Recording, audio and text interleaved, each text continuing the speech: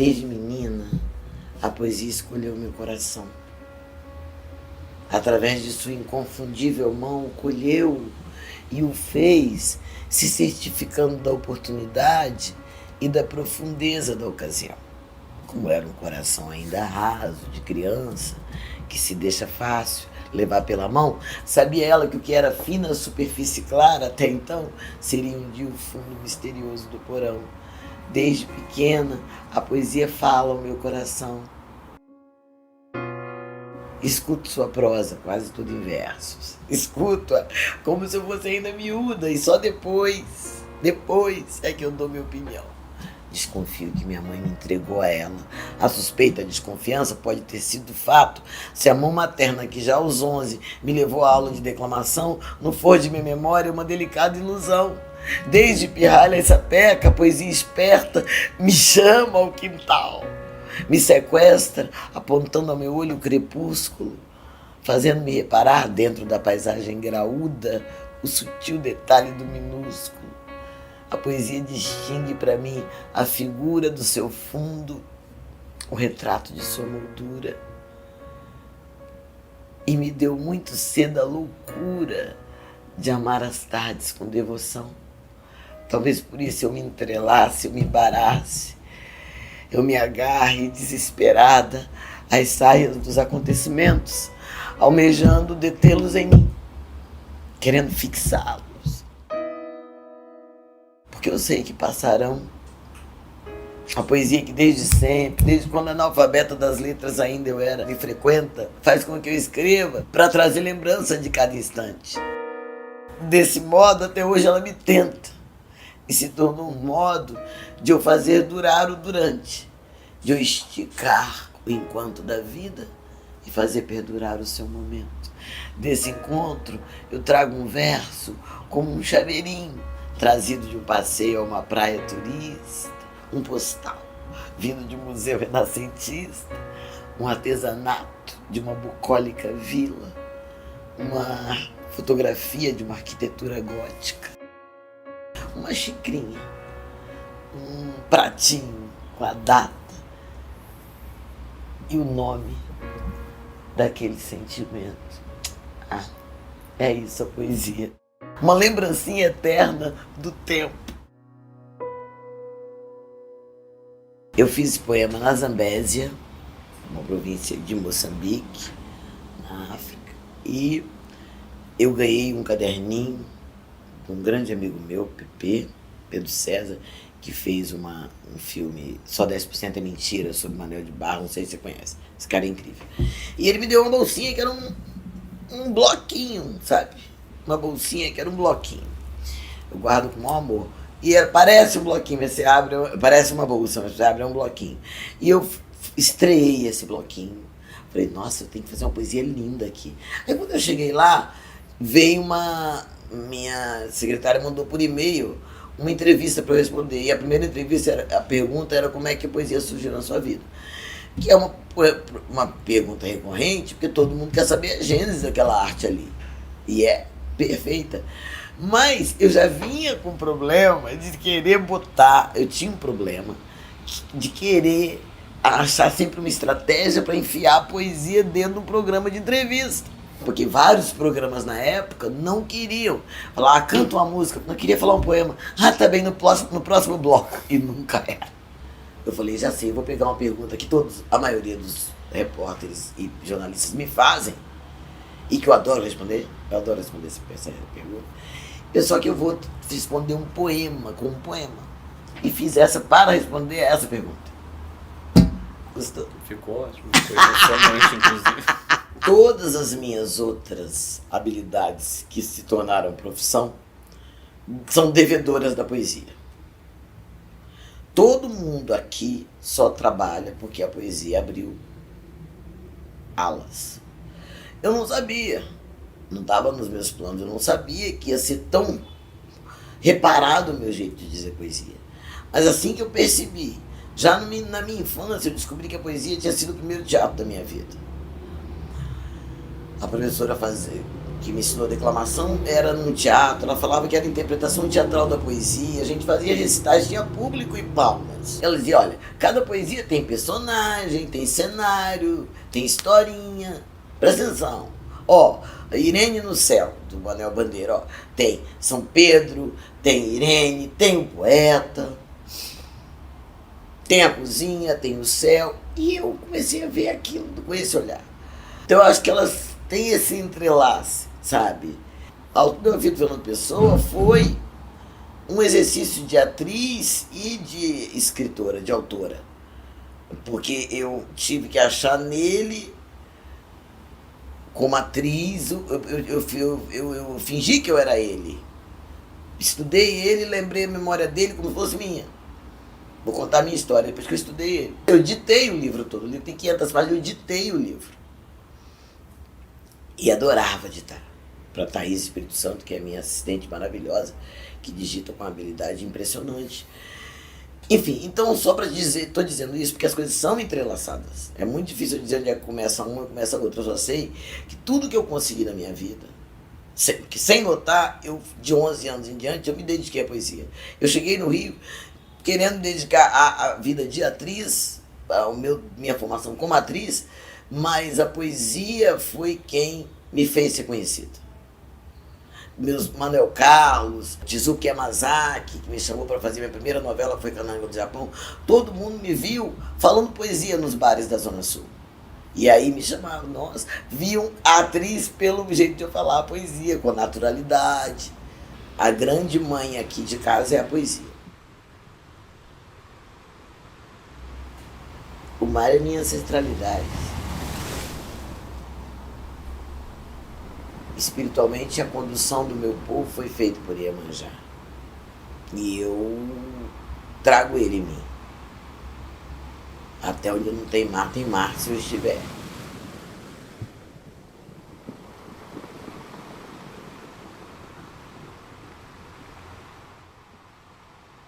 Mas eu preciso morar perto do mar.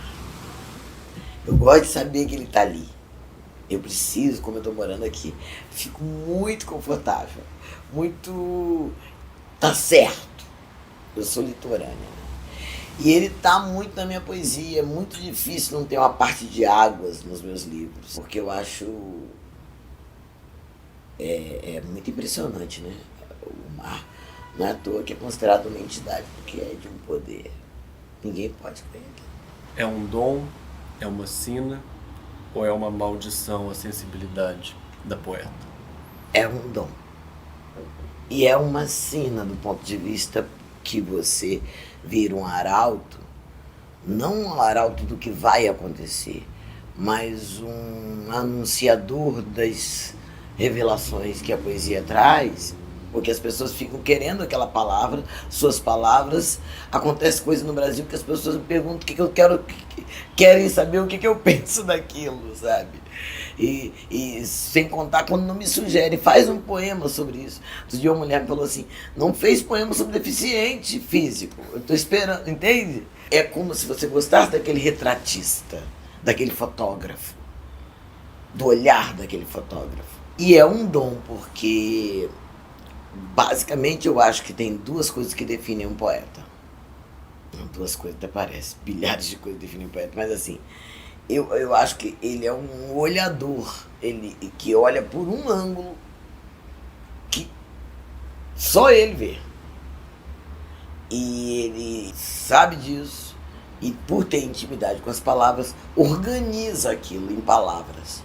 Por outro lado, se tudo a gente sente potencializado, também é mais potente a nossa esperança. Entende? É impressionante. Eu levo cada porrada, mesmo politicamente, no Brasil, situações escrotíssimas que a gente vive. É como se eu tivesse aquele sentimento, aquela indignação, fico puta com aquilo e imediatamente nasce uma onda na hora, tipo assim, como é que é, de esperança, entendeu? Eu gosto muito de ver o mundo sob o ponto de vista de uma poeta. Eu acho um privilégio do ponto de vista emocional. Hoje, se alguém te pedir para se definir, é poeta? Hoje seria poetisa. Poetisa. Eu sempre disse que era comum de dois gêneros. Mas eu cada vez mais compreendo, não que haja um gênero na poesia, mas há um gênero na sua autoria. Né? E eu acho que, nesse caso, eu acho inclusive poético a palavra poetisa, sabe? E rima com Elisa. Mas assim, eu acho que é bacana e é afirmativo num mundo tão dominado pelo machismo tóxico, que faz de a presença de um homem entre 100 mulheres, faz o grupo todo chamar eles. Se tiver um homem, nós temos que falar eles. E se tiver 200 mulheres e um homem, será eles. Então, num contexto desse, eu acho muito bacana, me cabe bem ser poetisa. Você tem alguma dor que é recorrente? A indiferença com a desigualdade me machuca muito. Me quebra. Saber que uma professora não abraça uma criança negra, não dá uma cafungada no pescoço dela como ela dá num menino branco, é como um punhal pra mim. Caralho, acho foda que parece que eu tô falando de ficção. Isso me machuca muito. Isso, assim, na questão do mundo, né? A desigualdade, a indiferença com a desigualdade me deixa chocado. A outra coisa é as perdas, né? A perda da minha mãe. Isso tudo tem um certo recente do meu irmão. É sempre um certo, é meio por um lado, mesmo que o tempo passe, tem uma religião que ainda dói. Como aquilo que nunca cicatrizará, né? É um misto de saudade. Quando você chora? Quando dói. Quando eu me emociono de alegria ou de tristeza. Eu tenho um negocinho que é como se fosse uma glândula. Ele espreme e eu choro. E eu choro... Agora, por exemplo, eu chorei porque eu tô tendo uma pessoa muito importante para mim, eu tô tendo uma conversa sobre esse meu nascimento, como é que a poesia nasce em mim. E eu me emocionei agora respondendo você com essa poesia. A declamação para mim, ela não é falsa. Tanto que eu falo, não escolhe poema que você não goste, para os meus alunos. Não escolhe poema que não te toque, porque você vai ter dificuldade. Vai querer chorar e não vai ter vontade de chorar, naquilo não te emociona. Se aquilo te emocionar, você vai chorar sempre. Eu acho que é isso que a gente faz, uma tentativa, muitas vezes desesperada, de deter aquele pôr do sol, me faz escrever aquele poema. Escrevendo as cores. Somos todos tradutores, todos os poetas são tradutores. Esse trabalho de transformar essa imagem em escrita é o tesão para mim do poeta. Então vai detendo momentos tal qual uma fotografia ou uma pintura faz. Coisas que mexem com o meu coração, existem uns lugares que apertam aquele botãozinho e eu choro. E eu não travo. Pode ser num banco, pode ser no meio de um discurso, pode ser numa consulta. Eu não travo porque eu não quero. Eu já engoli muito choro quando era criança. Engole o choro, minha avó falava. Eu não engulo mais choro, minha avó. Entendeu? Eu não engulo mais choro. Então, assim, eu acho que todo mundo deveria ter esse trânsito. E é isso que eu ensino, esse trânsito entre o que você é e sua expressão. Então, esse trânsito, eu quero deixar o meu sempre bem fluido, sabe? Porque também acho bonito chorar. Poetisa, atriz, escritora, mulher negra brasileira. Como foi que você se fez, Elisa? Eu fui preparada pelo chefe do Quilombo, que é meu pai, e nossa Dandara, que é minha mãe. Eram duas pessoas que vieram da classe operária e que neles eles fizeram uma ascensão econômica da família pela intelectualidade. Então meu pai se desdobrou. Com 8 anos ele botava fogo nas caldeiras das locomotivas, para depois virar superintendente da Vale 12. sustentando os filhos, fazendo faculdade e dormindo pouquíssimo. Minha mãe com o menino no colo, ajudando ele a fazer dever. Depois minha mãe virou professora de yoga, criou a primeira academia de yoga do Espírito Santo. Os caras são visionários, pretos. E caíram dentro. E meu pai, então eu fui criado assim, já na resistência. Estou sempre muita vontade, muito colocada na minha autoestima, no meu bem-estar, na minha força. Eu acho que vem, e vem dele e deles, né, dos meus pais. Eu sou filha de pais esclarecidos e quilombolas, no sentido da contemporaneidade. Não teria feito essa trajetória, eu acho uma trajetória rica de coisas e procriações, se eu não tivesse na linhagem dessa ancestralidade. Porque um preto, uma preta, tem que passar por obstáculos que os brancos não passam. Como é que a gente consegue? Quantos conseguem? Muitos conseguem muitas coisas que a gente nem sabe. É porque nós nunca estamos sozinhos. Porque uma pessoa não aguentaria. Não aguentaria, sabe? Eu sou a única negra do prédio, eu sou a única negra do colégio. Você não aguentaria. Tem que trabalhar na ancestralidade, que aí você vem de tribo. Eu tô aqui, mas eu não tô sozinha. Para eu estar aqui hoje, agora, conversando com você nessa casa bonita que você falou, muitos antepassados morreram lutando por essa liberdade que hoje eu desfruto. Eles achavam que um dia um deles ia ser livre, sou eu. Então eu venho com eles, sabe? E muita gente sente isso. Não, você me olha, me dá só que eu tô conectada com essa ancestralidade. A ancestralidade me deu tudo. Não existe nada sem a memória, não. Tem história, nem nada. Por isso que é muito triste o Alzheimer. Aquele homem fica esvaziado, né? De tudo que ele foi, não sabe nada, não reconhece os filhos, não reconhece ninguém. É isso. É aquilo, é um vazio no lugar. E aí os indígenas falam que o futuro é um delírio branco. Quem me ensinou isso foi Daniel Munduruku, um indígena que é antropólogo. Esse Brasil de cotas que entrou na universidade vai fazer desse Brasil um novo Brasil. Uma questão de tempo. E aí ele falou, o futuro é um delírio branco, porque o que tem o povo indígena? Uma memória. O pajé é respeitadíssimo, conta a história da tribo, e tudo é cultuado, a memória de tudo, a memória do saber, de tudo. E o presente é feito dessa memória conservada, atualizada com o que está acontecendo agora. É disso que se trata. É o presente assentado em cima de um ótimo passado. O que a gente vive com o domínio branco e as regras brancas é uma insatisfação imensa, porque nunca chega à realização. É o contrário, tudo ao contrário. Eu sou o dono da terra. Eu não sou dono da terra, não. Eu sou pertencente. Eu que pertenço à terra. Eu morro, ela vai ficar aí. Eu que pertenço à terra. Eu que pertenço ao céu. E é assim que o indígena pensa.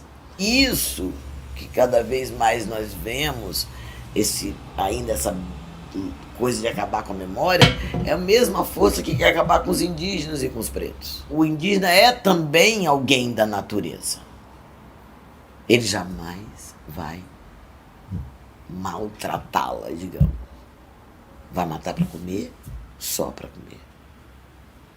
Vai vender. Ele não mata para vender. É muito forte a história do mundo assim. E da mesma maneira que um filho de Oxóssi não vai desmatar. Não vai derrubar uma árvore, que ele não é maluco. Ele é a árvore. A palavra é resistência?